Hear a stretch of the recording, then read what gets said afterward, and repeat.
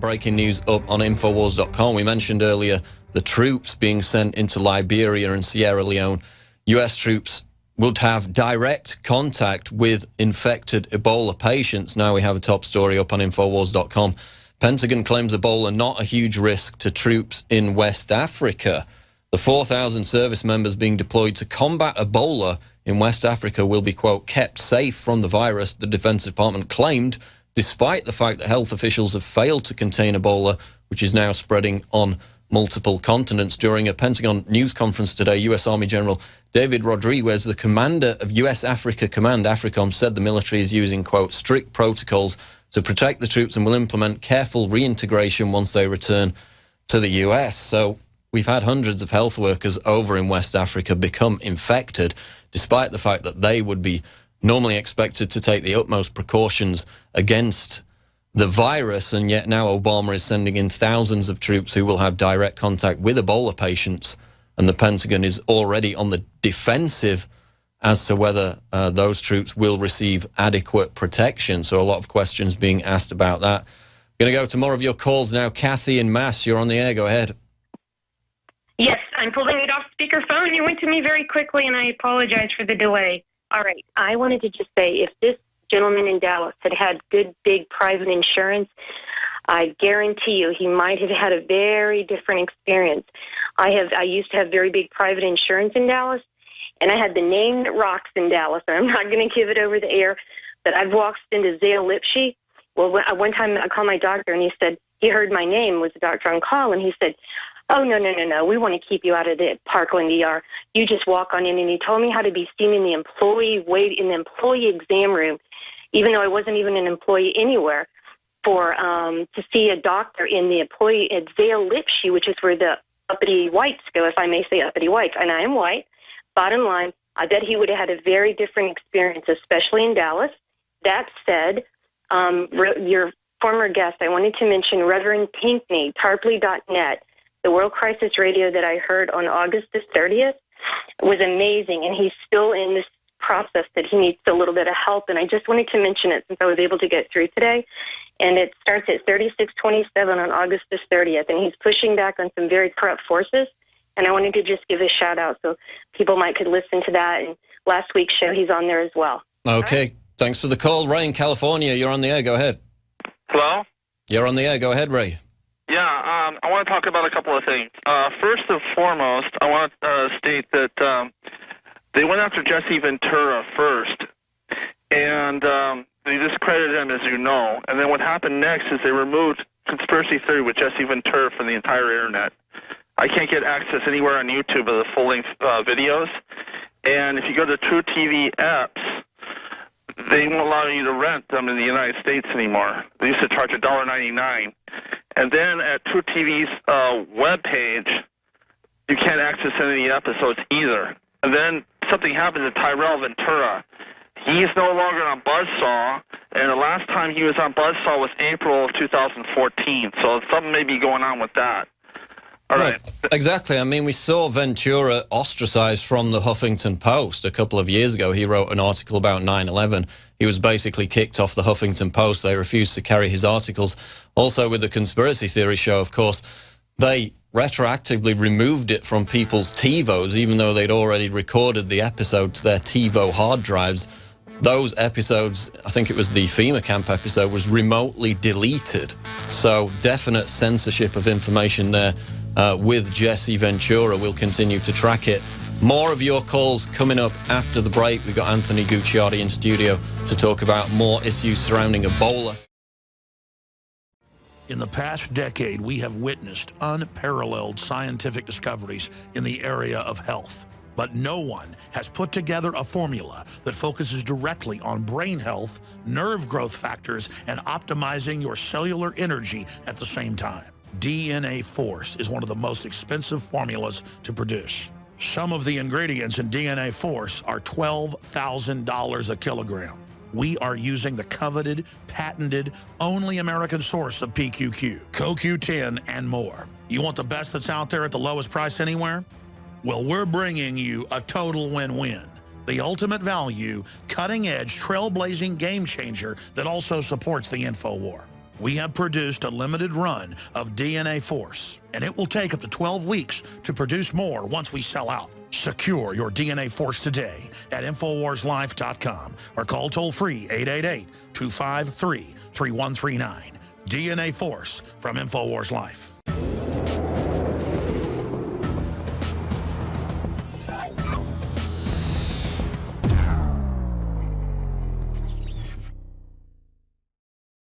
We're going to switch back to Ebola now. We've got this report out of The Guardian, which just broke.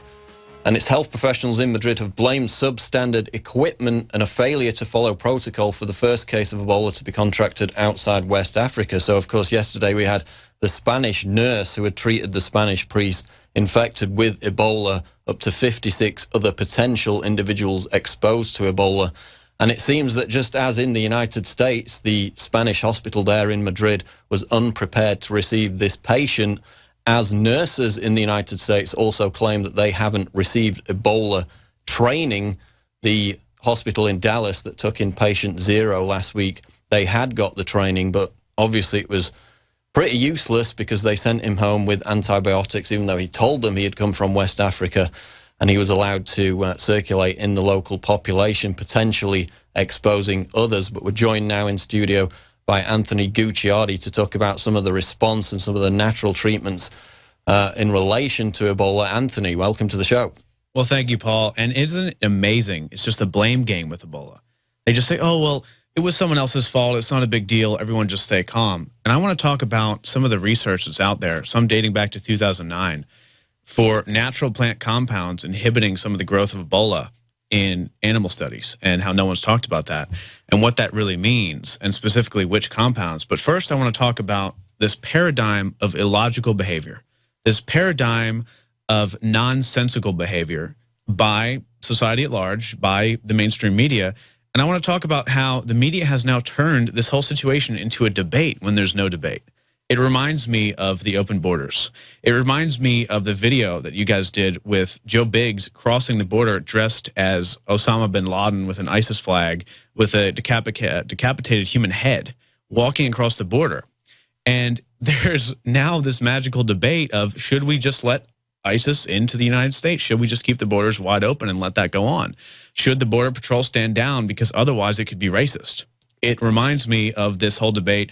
Should we let people come in, fly in from Ebola-affected countries who could even be exhibiting signs of Ebola without even pre-screening them? Apparently they see if they have obvious signs, like if they're vomiting.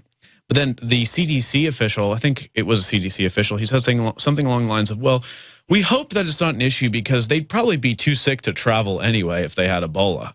Well, that's highly reassuring, right?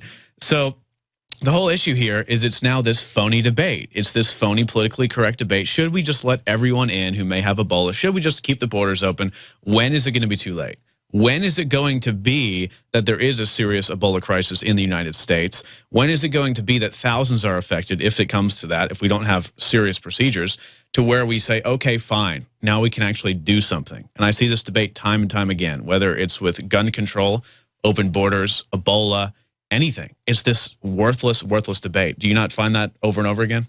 Exactly. And now you know that Jesse Jackson is heading down to visit the Ebola family, the family of patient 0 down there. So there seems to be an effort to racialize this bizarrely, as if it could even be thought of in that context. Now Jesse Jackson, we had the article up on InfoWars today, is heading down to that region because the family feel they're being discriminated against. So as this gets links to the border, obviously with ISIS, many concerns over that with the Joe Biggs stunt, the James O'Keefe stunt.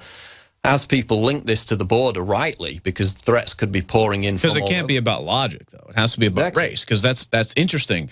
They put it as if it's like TMZ now. It's not, hey, these people have Ebola on average in Liberia. We should screen them and maybe talk about banning some travel or have some type of protocol. I mean, you were telling me in China, when there was a SARS outbreak, what did they do? They went through with a thermometer and checked everyone in hazmat suits? They got on the plane before we were even allowed to get off the plane. There were teams in hazmat suits that got on, checked every individual passenger with the temperature gauge, and no one was allowed to leave the plane until that procedure had been completed. And the complete opposite is the case here. Now we've got... And China wasn't criticized for being racist. No, Obviously, no. they're the paragon of freedom now. But, I mean, you saw the CNN reporter earlier. No questions asked whatsoever. They were allowed straight through. Obama has promised to step up he's going to use the customs and border people at the airports to carry out these temperature checks. Again, are they properly trained to spot these signs? Well, let's talk about what is actually going on here, because there's a few conclusions I'd like to talk about, and all of them are scary to a degree, but I think the activity by this administration, by the CDC overall, is only fueling the so-called conspiracy culture with reason. I mean, what do you expect people to think? There's a few options. Either the CDC and the officials at large right now are so stupid and lazy that they just aren't doing anything, that they just figure, oh, whatever, it'll be fine. I think that's highly unlikely. The second one is that they're so decadent and absorbed in other things and so corrupt that the system and the bureaucracy is so scattered and logged down and sludged down that they can't actually do anything, which I think is, you know, to a degree possible. But then there's the third option, in which they are, for whatever reason, not doing something with intent. So there's wide ranges here within this scope to talk about. And there's from extreme fringe conspiracy people that, you know, obviously it's here to wipe out all of X amount race or something like that, to the more conservative viewpoint that these people are oftentimes corrupt and they've allocated resources to other things, or they simply are incompetent, which, you know, who knows the case. But the reality is there's no good conclusion. There's no conclusion that, oh, well, Ebola's not that bad, so they obviously are highly intelligent, smarter than us, and they're keeping the borders open so ISIS can come in and shake our hands. And there's no real threat, despite the fact they keep raising the terror alert and freaking everyone out while keeping the borders open. Or, oh, Ebola's fine, except for the fact that the CDC director says he wants everyone to be scared, and that is a major crisis, and top scientists are saying it could be a pandemic. So what is it? You know, that's the whole thing. We've reached these conclusions time and time again, and they're all bad. There's no good answer. The mainstream media acts like it's a debate. Should we be concerned? Should we close off travel? There is no debate. The answer is obvious. I mean, I could entertain the fact that the initial case, the patient 0, was a case of incompetence, that they sent him home, even though they had the training. Of course. Even if we entertain that. I mean, is it incompetent, though, to send his stepdaughter, the nursing assistant, back to work after she was exposed to the virus 7 days after coming into contact with it? The CDC told her she can go back to work in a hospital. I mean, that goes beyond incompetence. But why are we surprised there was a patient 0 to begin with? If tens of thousands of people are getting Ebola and we don't have any bans on travel and no real pre-screening, and then they also, by the way, oh, they'll tell you there's pre-screening. We see if people are vomiting and if they're showing obvious signs of Ebola, we'll do something about it. But then the next day they criticize and say, well, Africa has no real healthcare systems. That's why Ebola is so bad, because they can't pre-screen properly. Here it won't happen because we can pre-screen and we can isolate. And then they rely on the next day, they're pre-screening. Don't worry, guys, they're pre-screening travel. So it's a total facade. And then we wonder why there's a patient with Ebola in the United States. There's going to be more. There's no question. They're going to fly over here because it's an incubation period of, what, 21 days. They're going to fly over here, and there's going to be multiple Ebola cases unless they shut something down. But that's probably not going to happen until more outrage happens. That's why the media, it's so funny. It's a debate. There's no debate. But we should not be surprised when there's patient 500. We should not be surprised because they're not doing anything about it. And I mean, again, it goes back, we're told that people can only infect other people if they have the symptoms, if they're showing symptoms. Yet we have an article that was published in The Lancet from 14 years ago, which said that people even without Ebola symptoms who have contracted the virus can infect others. So everything that we're being told by the CDC now is being disproven by studies that occurred as much as 14 years ago. And they don't even really know. They don't even care. But they care enough to remove information from official websites like the Public Health Agency of Canada, who said it was probably airborne. It was strongly suspected it had gone airborne. They removed the information. So it's about controlling information, not controlling the disease, and that's a big threat. I've read the interviews with top medical experts where they say the sweat on your hand is enough to transfer it. And just going on, holding onto a railing or something, that sweat can sit there for a long period of time, and the virus can stay alive for very long periods of time, depending on the weather, depending on numerous things. So it is a real issue. There's no question. You know, it's not like it's something like the flu, which could spread much more quickly, but is much less deadly. But that's the whole issue, is that Ebola is more deadly. But many of us know this. But I think the question really is, should we be surprised about this, the lack of outrage against the CDC, when we're in a society where many people worship celebrities who could not pass an elementary school spelling bee? I mean, is that the issue? Is it just that people don't care enough?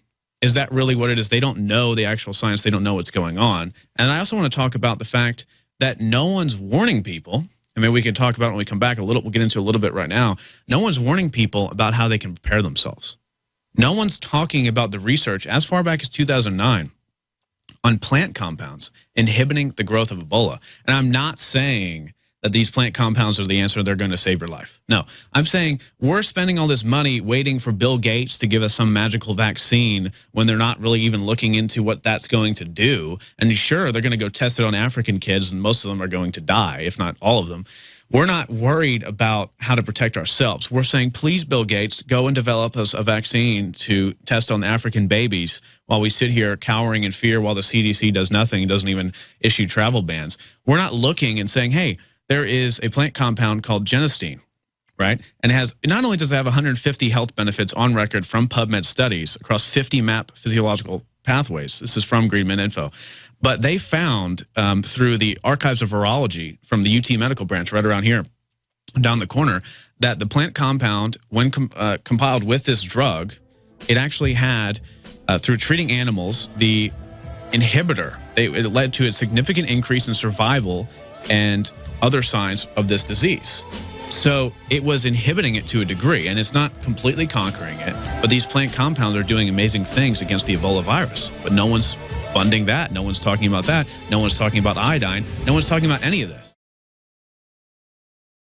The facts are in. The studies are legion. Sodium fluoride and other toxic members of the fluoride family are devastating the health and cognitive ability of the American people. So why are the social engineers adding it to the water? Simple. Dumb down the host population that the parasitic technocracy is feeding on. We may not have been able to get fluoride out of the water supply yet, but we can help to get it out of our bodies. I am extremely excited to announce the exclusive InfoWars Life Fluoride Shield formulation, fusing 6 of the best documented ingredients from around the world to help the body remove not just toxic fluoride residues from the body, but a whole host of toxic substances. Let's take a stand against the globalists by blocking their poisons with Fluoride Shield. I use Fluoride Shield every day. Secure your Fluoride Shield and other pioneering formulations at InfoWarsLife.com today. Let's start cleansing our bodies now and support the InfoWar at the same time. That's InfoWarsLife.com.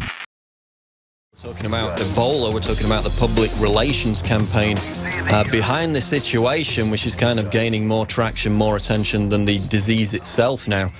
And I mean, the question we're going to ask is, when are people going to draw a line in the sand? When are they going to bang on the doors of the CDC? When are they going to freak out about this? I mean, Anthony, in a moment, is going to talk about what he saw during Hurricane Sandy, where, of course, you know, a huge amount of the population there in New York was basically crippled. They were cut off from all their electronic devices. They couldn't charge their iPhones, God forbid. And people were dumpster diving. People were freaking out as a result of that situation. What would it take for this Ebola crisis to generate that same level of hysteria, Anthony? Well, you know, I was in the heart of Hurricane Sandy, and honestly, it was a large hurricane, but it was not that bad. And I was in Philadelphia at the time. I had actually planned a trip to New York, and I went to New York afterwards when there was taxis being pushed down the road due to the floods, and there was like rats in the street. It was a pretty disgusting scenario, but it was by no means apocalyptic. In Philadelphia, where it wasn't even that bad, there were people at the door of a CVS, which is a drugstore, banging on the door. There were signs on the door saying, sorry, we're closed, you know, due to Hurricane Sandy, we're out of water and stuff like that. There were people freaking out. They were just totally freaking out in a weird state of frenzy. And I have taken some pictures and everything. There was no water in some of the shelves. Imagine what will happen when people, there's already hysteria. I've been to Dallas since this has happened. There's already people freaking out about it, saying, oh my God, I think my uncle has Ebola, he has a fever, you know, freaking out. Imagine when, if the CDC continues to be whatever they are, impotent, then another patient pops up in California, another patient pops up in Florida, 5 patients pop up in New York, 4 patients pop up in Texas again. Over and over again, people are going to go into a frenzy. And whether or not it's warranted, it doesn't matter. They're going to do it. They're going to start stockpiling. They're going to start freaking out. And unfortunately, they're not even going to know how to really prepare themselves because the CDC isn't telling them about genistein. They're not telling them about iodine. They're not telling them about storable foods. They're not telling them about water filtration devices, which is the biggest way to protect yourselves. They're not talking about any of that. They're telling them nothing. So they're going to go to the grocery store. They're going to freak out. They're going to go to their doctor and ask for antibiotics, which is further going to create antibiotic-resistant bacterias, which, by the way, can be conquered. Research shows with garlic, which is the biggest new thing on the horizon. Garlic is going to be the answer once antibiotics are completely worthless and garlic extracts.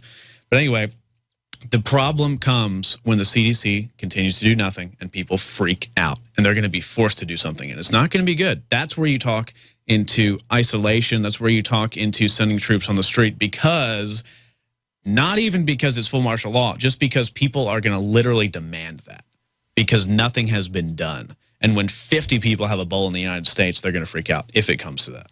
Although, I mean, in Africa, we've seen quite a lackadaisical response from the population there. Obviously, it's ravaged several countries in Africa. Well, they think that the United States is coming in just to harvest their organs and that Ebola isn't real, and that if they don't, like, worship their witch doctors or whatever, then they're going to get Ebola. I mean, it's a totally crazy system over there. Here, it's almost like we're almost as uneducated on the subject as well, though, thinking that basically if the god of CDC doesn't do something, we're all going to die. Which, in many ways, if the CDC doesn't do something, it's an issue. But we're almost as uneducated in many ways. I mean, if they do go ahead with these mass quarantines, once they've obviously botched the reaction, the initial containment of the virus, which it now appears they're doing everything in their power to achieve, you know, how many million gun owners in America are going to, how are they going to respond to people coming door to door to try and quarantine their families? It's going to be a serious issue because also you have to understand not everyone's locked into the news. Not everyone even knows what's going on. There's people in East Texas, when you knock on their door, they're just going to start shooting. I mean, that's the whole issue. That's why it's so important to understand why they're not doing anything right now. And you were talking about we should put a poll up and we should take calls. I'm not going to be in the next segment. You're going to be on with David Knight. You should take calls. We should put a poll up on Infowars.com. Put it up shortly after this, asking what is the motivation? Are they just lazy, stupid, impotent? Are they doing this on purpose? Do they really think this Ebola issue is a non-threat? What do they think? And I'd be interested to see what the informed public has to say, because I'm pretty sure they're not just lazy. And I'm not also saying at the same time it is a crazy fringe conspiracy. What it is, I think, is corruption. And it is definitely by choice that they're doing this. From the water table to our soils to the atmosphere itself, our world is becoming more and more toxic each and every day. But it's not just the air outside that's toxic. Indoor air has been shown to have 2 to 5 times higher concentrations of pollutants than even outdoor air. And most Americans spend 90% of their time inside using toxic chemicals within their homes. There are more than 42 million smokers in the United States. Well over 1,000 types of mold and mildew linked to numerous conditions. And don't forget the fact that 6 million Americans live with pets they're allergic to as well. When I began to research these statistics, it was clear to me it was time to start cleansing my lungs in order to combat the toxic environment that we cannot escape but that we can fight back against. Made with organic and wild cultivated herbs and manufactured in the USA, the new InfoWars Life Lung Cleanse is here in a convenient spray bottle that can be brought with you throughout any toxic environment. Now available exclusively at InfoWarsLife.com or by calling toll-free 888-253-3139. Hey, now you can watch The Alex Jones Show live as it happens at Infowars.com/show.